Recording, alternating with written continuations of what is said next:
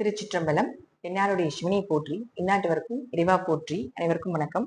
இன்னைக்கு நம்ம பார்க்கக்கூடிய பதிவு என்னன்னு பார்த்துட்டீங்கன்னா, டிசம்பர் மாத பலன் பத்தி தான் நம்ம பார்க்க போறோம். அதற்கு முன்னாடி நம்மளுடைய சேனலை சப்ஸ்கிரைப் பண்ணிக்கோங்க.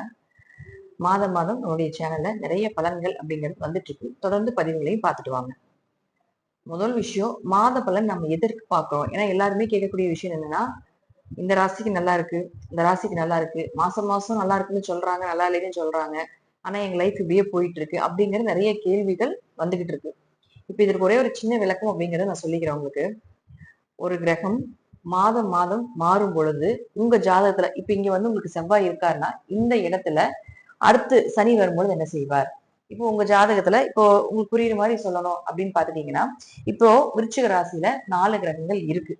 இப்ப இந்த 4 கிரகமும் உங்க ஜாதகத்துல விருச்சிகத்துல ஏதாவது கிரகம் இருக்கான்னு பாருங்க. அப்ப இந்த 4 கிரகங்களும் அதோட ஜாயின் பண்ணி வரும்போது என்ன மாதிரி பலன்கள் கொடுக்கும் அப்படிங்கறத நம்ம ஃபர்ஸ்டா எடுக்கணும். அது வந்து உங்களுக்கு உங்க ஜாதகத்தை வச்சு பார்க்கணும். அப்படி இல்லைனாலும் நான் சொல்லக்கூடிய முறையில விருச்சிக ராசிக்குள்ள இந்த கிரகங்கள் வரும்போது என்ன நடக்கும் அப்படிங்கிறது கம்பல்சரி ஒரு 70% நிச்சயம் நடக்கிறதுக்கு உண்டான வாய்ப்புகள் உண்டு.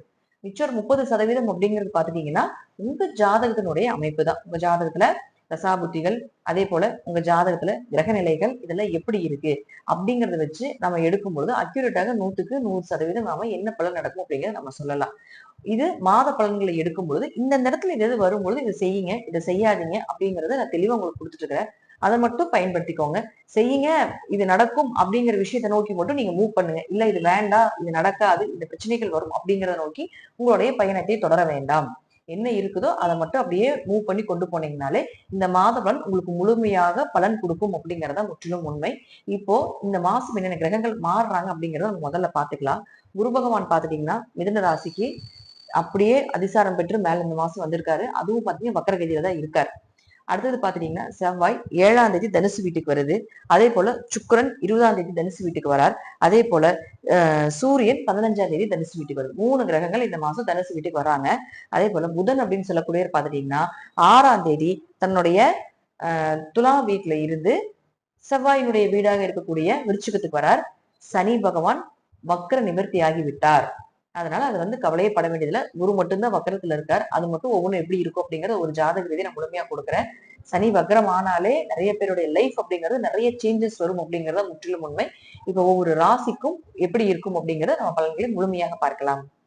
தனுசு ராசிக்குண்டான இந்த மாதம் எப்படி இருக்கும் அப்படிங்கறத பார்க்கலாம். டிசம்பர் ராசி அதிபதி வக்ரகிதி, ஆனா ராசியை பார்க்கிறார். 4ஆம் அதிபதியும் ராசி அதிபதியுமான குரு பகவான் 7ஆம் வீட்டில் வக்ரகதி அடைஞ்சு நிற்கிறார்.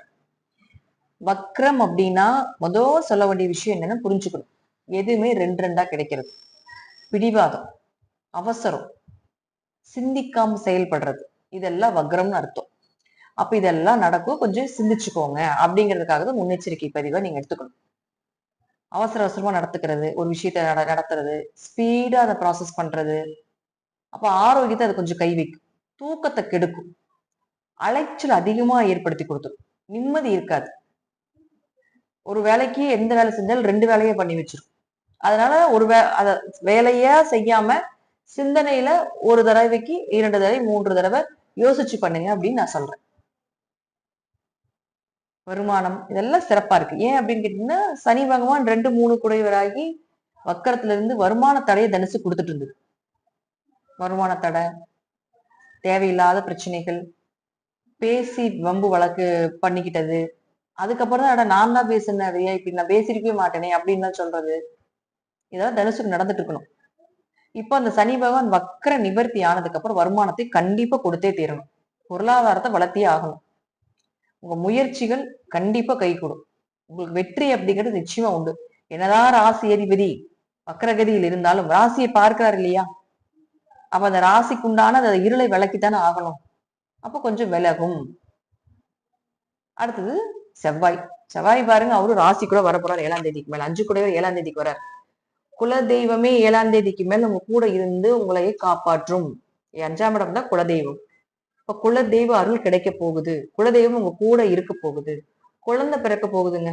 ரொம்ப வருஷமா குழந்தையே இல்லைங்க அப்படின்னு இருந்தாலும் கூட இந்த காலகட்டங்கள்ல ஒரு ட்ரீட்மெண்ட் எடுத்துதான் குழந்தை பெத்துக்கணும்னு இருக்குதுன்னா, ராகு வந்து ராசியை ஒரு ஆப்ரேஷன் பண்ணணும், ஒரு மெடிசன் பண்ணி தான் வந்து குழந்தை எடுக்கணும், ஒரு ட்ரீட்மெண்ட் இருக்கு அப்படின்னா தாராளமாக செய்யலாம்.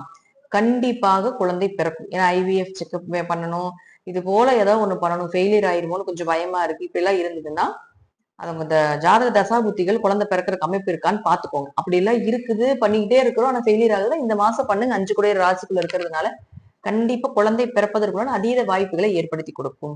அப்ப அவரே 12ஆம் அதிபதியும் ஆகிறாரு இல்லையா, அவர் ராசிக்குள்ள வராரு இல்லையா, அப்ப வெளிநாடு, வெளியூர் போறது, பயணங்கள் அதிகமா பண்றது, பயணங்கள் மூலமாக மகிழ்ச்சி அடைகிறது, நல்ல நிம்மதியான தூக்கங்கள், மனசுல இருந்த பாரங்கள் எல்லாம் தூக்கி போட்டு எது வந்தாலும் பாத்துக்கலாம் அப்படின்னு சொல்லக்கூடிய ஒரு மனோபாவகம், இது எல்லாமே இந்த மாதம் உங்களுக்கு நடக்கும்.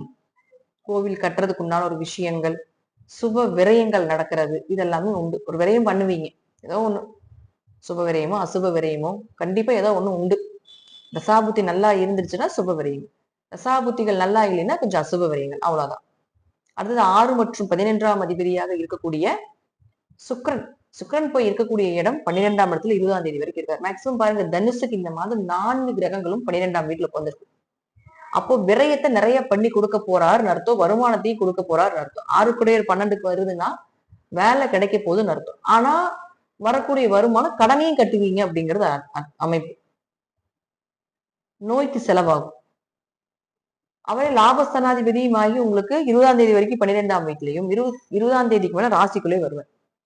அப்ப 20ஆம் தேதி வரைக்கும் வரக்கூடிய வருமானங்கள் எல்லாமே விரயத்துக்கு போய்கிட்டே இருக்கும். 20ஆம் தேதிக்கு மேலதான் உங்களுடைய தேவைகளுக்கும் உங்களுடைய சுய தேவைகளுக்கும் உங்களுக்கு உண்டான குடும்பத்துக்குண்டான விஷயத்தை செய்யறதுக்கு அது வழிவகுக்கும்.